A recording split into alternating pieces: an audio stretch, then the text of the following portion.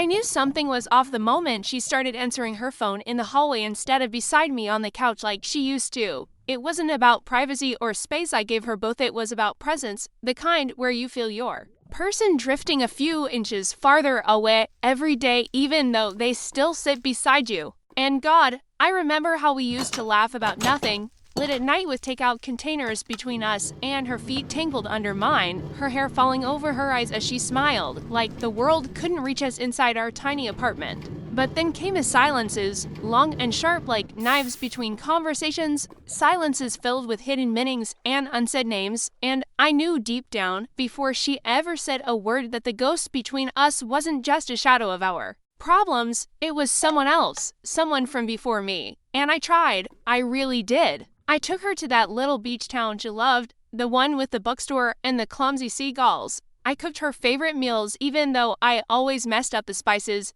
I wrote her notes and left them in her coat pocket just like I did when we first met. Hoping she'd smile the way she used to, hoping I could still reach her, hoping I hadn't already lost. But she kept pulling away like the tide, slowly and inevitably, and the way she said his name in her sleep one night, it wasn't loud. It wasn't even clear, but I heard it, and it felt like getting punched without warning, a dull ache that started in my chest and spread like frost to every corner of my body, and I stared at the ceiling for hours after that. Not sure what hurt more, that she dreamed of him or that I was still trying to convince myself it didn't mean anything. I confronted her the next morning, not with anger, but with that fragile kind of vulnerability that only people in love can. Willed against each other, and she didn't deny it. She didn't even cry. She just looked tired, as if she'd already had this conversation with herself 1,000 times and had been waiting for me to catch up. She told me she didn't plan for it to happen, that he reached out after his breakup, that they only met for coffee at first, that she missed the way he made her feel seen, and I listened, every word like a cut, every confession like a weight I couldn't carry anymore, and still I stayed. I told her we could work through it, that people make mistakes, that love isn't clean or easy or perfect, and she looked at me with that sad, grateful kind of smile, like she couldn't believe I still wanted her. But the thing is, love makes fools of us all, and I became the biggest fool of all, trying to win a war I didn't even know had already ended, and the days that followed were a blur of forced laughter, hesitant touches, and quiet dinners where her phone always buzzed just a little too often, and she always flipped it over just a little too quickly. And one night I asked her, point blank, not because I didn't already know the answer, but because I needed to hear it, needed to stop pretending, needed to make the final cut so I could stop bleeding from 1,000 tiny ones. I asked her if she still loved him, and she didn't say anything for the longest time. Just looked down at her hands like they held the truth she didn't want to speak. And finally, she whispered, I think I never stopped. And in that moment, the world stopped spinning for me. Everything went still and quiet and unbearably heavy, and I nodded, because what else could I do? Scream, cry, beg? I'd already done enough of that in my own mind, and I told her I was leaving, not because I wanted to, but because staying would be a slow kind of death I couldn't survive. I packed a bag that night, every shirt folded with a kind of numbness I can't describe, every toothbrush and sock a tiny reminder of the life I was unraveling piece by piece. And when I reached the door, she stood there, not stopping me, not saying sorry, just crying, and I kissed her on the forehead one last time, not out of love but closure, and I walked away, each step heavier than the last, not sure where I was going, only knowing I couldn't stay where I wasn't chosen. I didn't know where to go at first. I just kept driving, past the streetlights and the familiar turns that used to lead me back to her, past the gas stations that smelled like burnt coffee and stale hope, past everything that reminded me of the life I was leaving behind, and I ended up at a rundown motel 2 towns over, the kind with flickering signs and too thin blankets. And I sat on the edge of the bed for hours, staring at nothing, letting the silence wrap around me like a shroud, not knowing if I should cry or scream or call someone or just let myself disappear into the night. And my phone buzzed once, just once, her name on the screen, and I stared at it until it stopped, until the screen went dark, until I couldn't pretend anymore that it meant she cared. Maybe it did. Maybe she wanted to check if I made it safely, or if I hated her. Maybe she felt guilty, or maybe she just missed the convenience of me. But I didn't call back. I couldn't. Because the part of me that loved her, the part that forgave too easily and hoped too much, was bleeding out, and I needed to let it die so I could survive, and the first night alone felt like drowning in dry air, like I was gasping for something that wasn't even there, and every creak of the ceiling, every hum of the heater, every random sound in that ugly little room reminded me of what I no longer had. Of how love had slipped through my fingers like sand no matter how tightly I tried to hold it, and in the morning I sat in the car with the engine running, watching the sun rise through a dirty windshield, wondering what the hell I was supposed to do now, where I was supposed to go, who I even was without her, because we built everything together, schedules, routines, memories, even future plans that now meant nothing, and losing her wasn't just losing a person, it was like being erased from the only map I knew how to follow. I ended up at my brother's place that afternoon, didn't tell him everything, just enough to explain the bags under my eyes and the sudden absence of her name from my mouth, and he didn't press, just handed me a beer and turned on some mindless comedy we both hated, and it helped, in the way distractions always do, briefly and incompletely, and the days passed slowly, painfully, like dragging myself through wet cement, each one a little lighter than the last, but still heavy enough to bend my spine, and I tried to pick up the pieces, got back to work, started running. Again! Deleted all our pictures from my phone, but not from my hard drive because I wasn't ready to lose them forever. Not yet. Maybe not ever, and people started asking questions, the kind they think are harmless but feel like daggers when you're grieving something that's still breathing. Questions like, where's she been?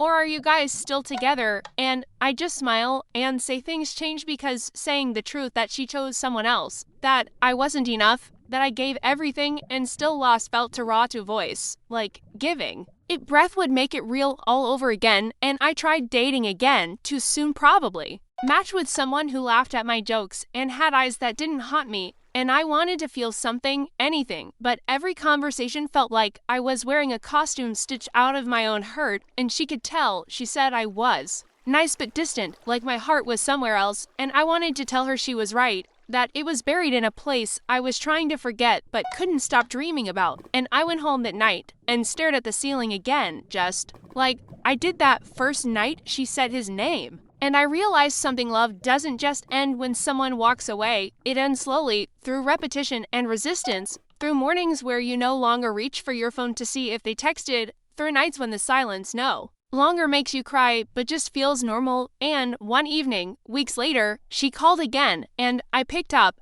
not because I was ready but because curiosity is a cruel thing, and her voice sounded small, like wind in a tunnel, and she asked me how I was, and I said getting there. And there was a long pause, the kind filled with everything she didn't say, and finally she whispered, I made a mistake, and I swear my chest caved in, because part of me wanted to scream, you think, and part of me wanted to crawl back into the version of us that used to exist before he came back, but I just said, what do you want me to do with that?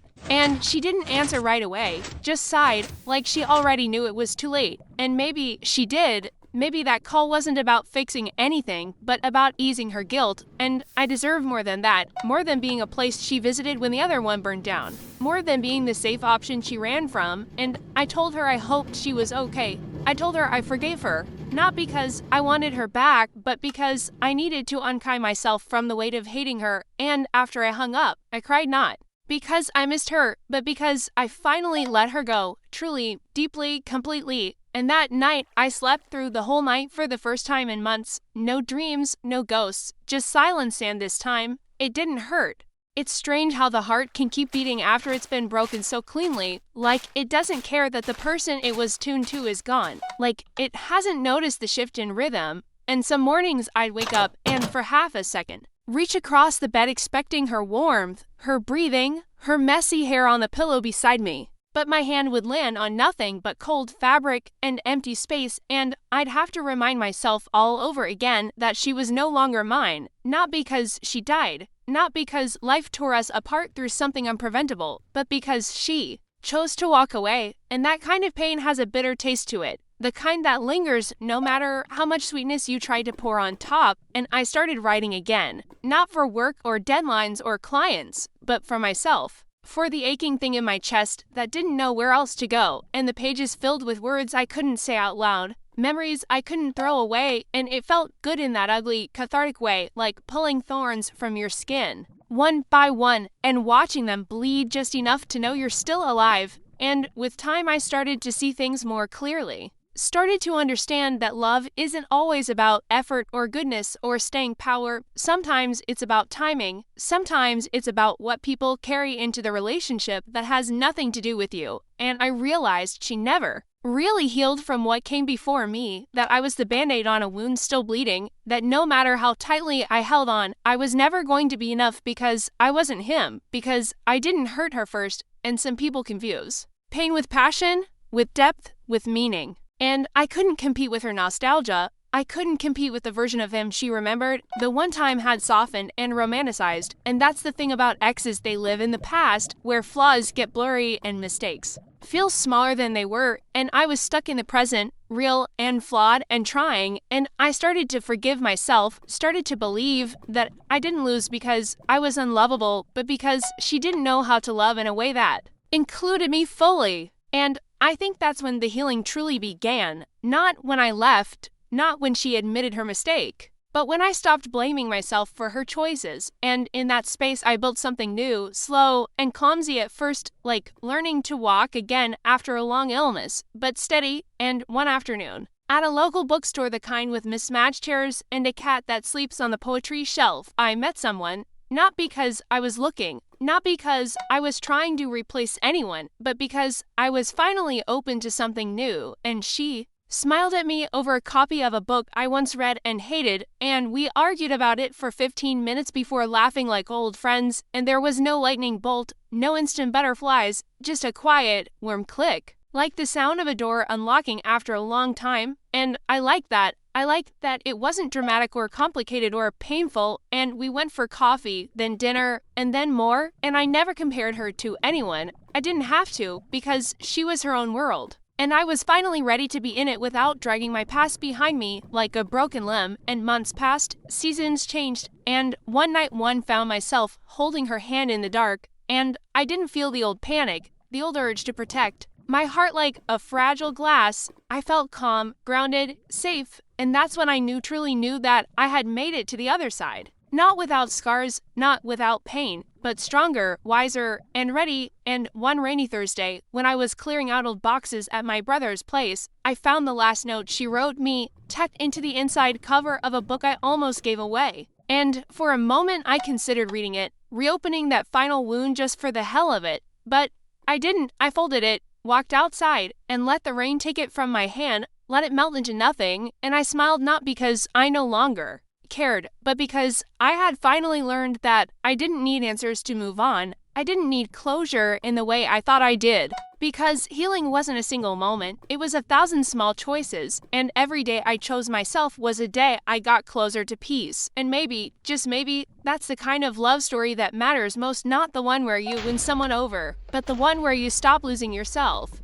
It's been over a year now, and if you had told me back then when I was sitting in that motel room feeling like my chest had been hollowed out that I'd be here, this version of me, whole in a way I didn't know was possible, I wouldn't have believed you. Not for a second. Because back then the pain was too vague, too loud. It filled every room I entered. It lived in my skin like a second heartbeat. And now it's quiet, not gone completely, but quiet, like a song I once loved that only plays faintly in the background. When I pass certain places or hear her name mentioned by someone who doesn't know her story, and I don't flinch anymore, I don't spiral into what-ifs or bitter daydreams, I just breathe and let it pass, and I think that's what healing really looks like, not erasing the past, but softening it until it no longer cuts when you touch it. And I still think about her sometimes, not with longing, but with something closer to gratitude, because losing her taught me how to find myself, how to stop tying my worth to someone else's ability to hold on to me.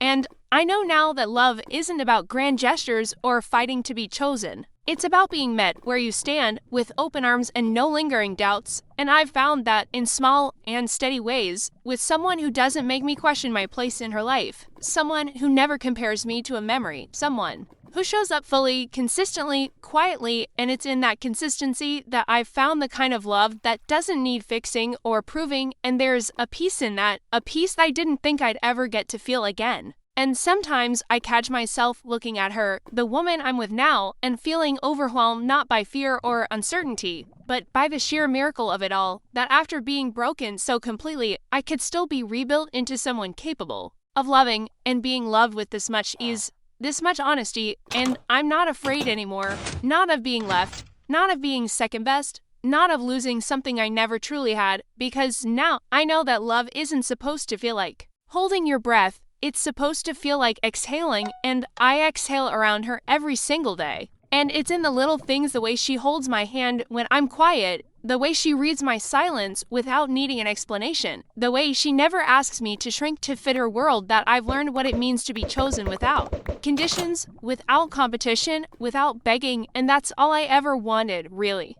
Not to win someone back or prove my worth, but to be seen completely and fully, and to see someone in return. And now, when I look back at the boy, I was the one who stood in the doorway of that apartment with tears in his eyes and a suitcase in his hand. I want to tell him that walking away wasn't the end, that it was the beginning of everything, that the pain would one day become his power, that the emptiness would one day make space for something better, something real, and maybe she never meant to hurt me. Maybe she was lost and confused and trying to heal in all the wrong ways, and I've let go of the need to make her the villain in my story. Because healing means rewriting the narrative not with bitterness, but with truth, and the truth is, we both made mistakes, we both held on too long and let go too late, and we both carry scars, but I no longer wear mine like chains. I wear them like medals, proof that I survived, that I chose myself when it mattered most. And in the quiet moments now, when I'm sipping coffee beside someone who loves me without condition,